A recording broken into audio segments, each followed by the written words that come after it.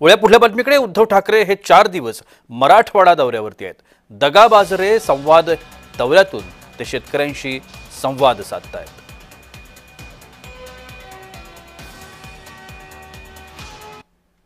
सध्या सरकारकडून पीक विम्याची रक्कम जी आहे ती आता शेतकऱ्यांना जमा केली जात आहे। मात्र त्यामध्ये देखील शेतकऱ्यांची थट्टा केल्याचा धक्कादायक प्रकार जो आहे तो आता समोर आल्याचा पाहायला मिळत आहे।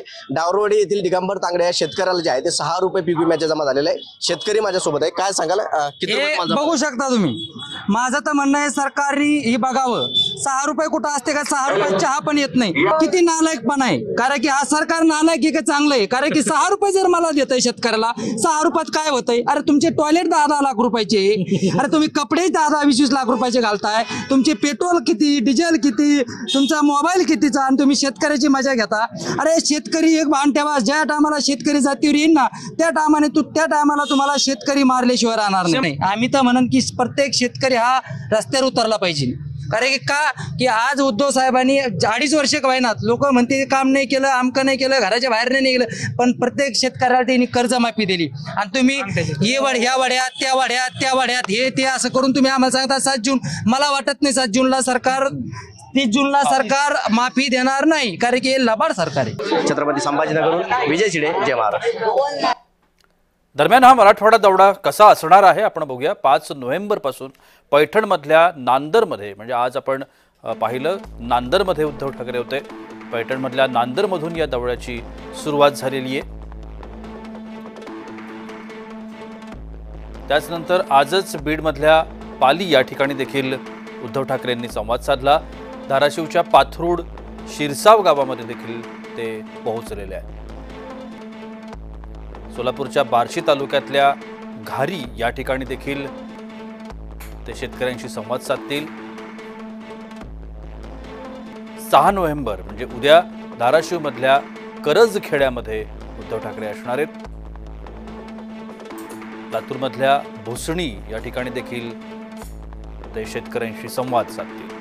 अहमदपूर तालुक्यातल्या थोरलेवाडीमध्ये देखील ते पोहोचणार आहेत, तिथे देखील ते पाहणी करतील।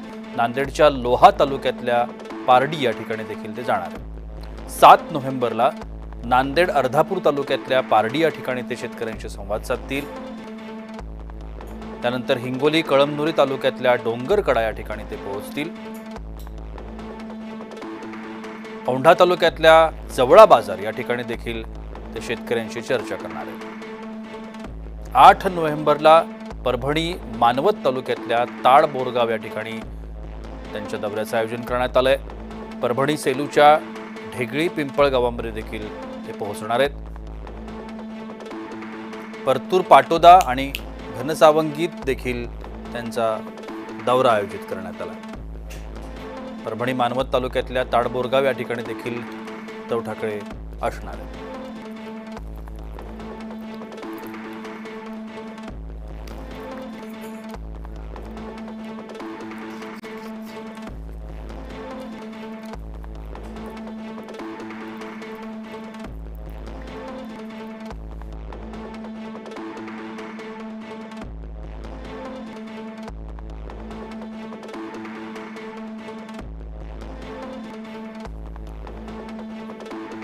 दरम्यान या संपूर्ण दौऱ्यामध्ये उद्धव ठाकरे हे शेतकऱ्यांच्या बांधावर पोहोचणार आहेत।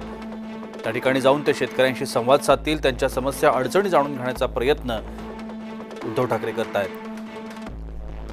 आज देखील सकाळपासून त्यांनी नांदर या ठिकाणापासून आपल्या दौऱ्याला सुरुवात केली आणि त्यानंतर हा दौरा आता 8 नोव्हेंबरपर्यंत असणार आहे।